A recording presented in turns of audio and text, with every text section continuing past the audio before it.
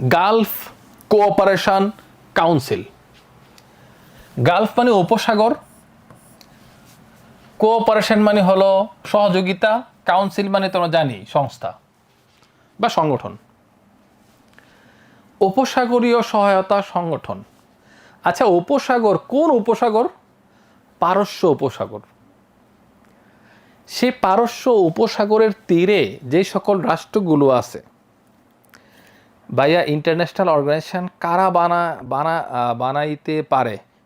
অনেক লোক অনেকগুলো দেশ নিয়ে পারে মানি ভাই। ও আচ্ছা, গভর্নমেন্ট যে কোনো ব্যক্তি। আচ্ছা, ইন্টারন্যাশনাল অর্গানাইজেশন একটা আছে গভর্নমেন্টাল আর আছে নন গভর্নমেন্টাল। ইন্টারন্যাশনাল অর্গানাইজেশনের সদস্য রাষ্ট্রকেন্দ্রিকও হইতে পারে, যে শুধু রাষ্ট্র সদস্য হবে, আবার ব্যক্তিকেন্দ্রিকও আছে। যেমন কি আমি একটু বলি, যদি ওয়ার্ল্ড ইকোনমিক ফোরাম, এই ফোরামের সদস্য একটা সংগঠন হইতে পারবে, একজন ব্যক্তিও হইতে পারে, আবার রাষ্ট্র সদস্য। যেমন COP29 বা কপ, জাতিসংঘের জলবায়ু সম্মেলন, এখানে পার্টি শুধুমাত্র দেশ না, বিভিন্ন সংগঠন, পরিবেশবাদী সংগঠনগুলো এখানে স্টেক হোল্ডার বা সদস্য। সুতরাং এই সদস্যগুলো রাষ্ট্রের বাইরেও আছে, কিন্তু আমরা রাষ্ট্রীয় সদস্যগুলো পড়তেছি কারণ পরীক্ষার মধ্যে এগুলো গুরুত্বপূর্ণ। এই রাষ্ট্রগুলো এই সংগঠনের মাধ্যমে বিভিন্ন বিশ্বের ব্যবস্থার মধ্যে প্রভাব বিস্তার করে, পরিবর্তনে ভূমিকা রাখে। যেমন এই যে আরব উপসাগরের বা পারস্য উপসাগরের 6টা দেশ, তারা মিল্লা বানাইছে জিসিসি। এই সদস্য যারা আছে, প্রত্যেকটা রাষ্ট্র পৃথিবীর গুরুত্বপূর্ণ একটা জিনিস দখল করে রাখছে, গুরুত্বপূর্ণ একটা জিনিস নিয়ন্ত্রণ করে তারা, সেটা হলো তেল। এই রাষ্ট্রগুলোর প্রত্যেকটাই তেল বিক্রি করে খায়, তাদের মূল অর্থনৈতিক ফসল হলো তেল। সুতরাং এই রাষ্ট্রগুলো তেলের বাজারকে নিয়ন্ত্রণ করার জন্যই মূলত এই সংগঠনগুলো তৈরি করছে নিজেদের স্বার্থে, যাতে করে তারা অর্থনৈতিকভাবে লাভবান হয়। এক দেশ আরেক দেশে ব্যবসা বাণিজ্য করতে পারে ইজিলি, এক দেশের মানুষ আরেক দেশে যাইতে পারে ইজিলি, নিজের স্বার্থেই সংগঠনগুলো তৈরি করছে। এই জিসিসির সদস্য মোট আছে 6টি। এখন একটা প্রশ্ন করি, দেখি উত্তর পারি কিনা আমরা। এর আগে আমরা অঞ্চল যেহেতু আমরা পড়ে ফেলছি, নিশ্চয়ই আমরা অঞ্চল পড়ছি। আরব উপদ্বীপ, বিশ্বের সবচেয়ে বড় উপদ্বীপ আরব উপদ্বীপ। সেই আরব উপদ্বীপের দেশ কয়টি?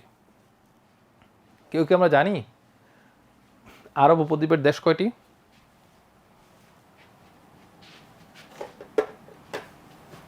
কেউ কি জানি? ভাইয়া 7টি। Good, very good. Ayesha Akter, আপনাকে অনেক ধন্যবাদ। আয়েশা, সামিহা, হাসিবুর রহমান, সবাইকে ধন্যবাদ, সবাইকে। 7টি। তো সেই 7টা দেশের মধ্যে একটা দেশ বাদ দিয়া বাকি 6টা হইল এই সদস্য।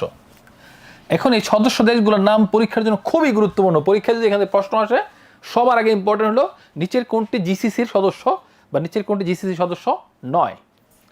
তাহলে আমরা একটা ছোট্ট একটা ছন্দ দিয়ে যদি আমরা লিখে রাখি জিসিসি কারা, যেমন কাকু সৌদি, মানে সৌদি আরব, কাকু সৌদিতে জব করে।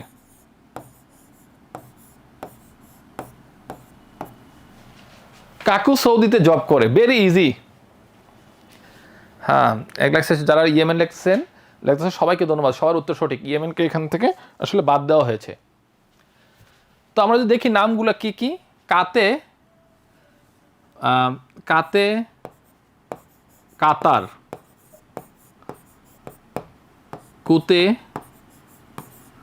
কুয়েত, আর সৌদি তো সৌদি আরব সবাই আমরা জানি। যেতে আমরা শিখব জয়েন্ট আরব আমিরাত, যেহেতু আসলে এটা জাস্ট মিলানোর স্বার্থে এটা লেখা এখানে। জয়েন্ট আরব আমিরাত নামে কিন্তু কোনো দেশ আসলে নাই, সেটা হলো ইউনাইটেড আরব আমিরাত বা সংযুক্ত আরব আমিরাত। আর উতে ওমান, বিতে বাহরাইন। তাইলে এই হলো আমাদের 6টা সদস্য। কাকু সৌদিতে, আচ্ছা কাকু সৌদি, কাতার, কুয়েত, সংযুক্ত আরব আমিরাত, ওমান, বাহরাইন। তাহলে এখানে আমরা একই সাথে জিসিসি সদস্য শিখলাম, আবার একই সাথে আরব উপদ্বীপেরও শিখে ফেলছি। আরব উপদ্বীপ কি? এই 6টা সাথে ইয়েমেন, শুধু ইয়েমেনকে আমরা এখান থেকে আউট করে দিয়েছি। অর্থাৎ সে মানে পারস্য উপসাগরের দেশ না, সে হলো ওদিক দিয়ে লোহিত সাগরের ওদিক দিয়ে দেশ। হ্যাঁ, সো এই জন্য তাকে বাধ্য হয়েছে। তাহলে আমরা শিখলাম জিসিসির পূর্ণরূপ গালফ কোঅপারেশন কাউন্সিল।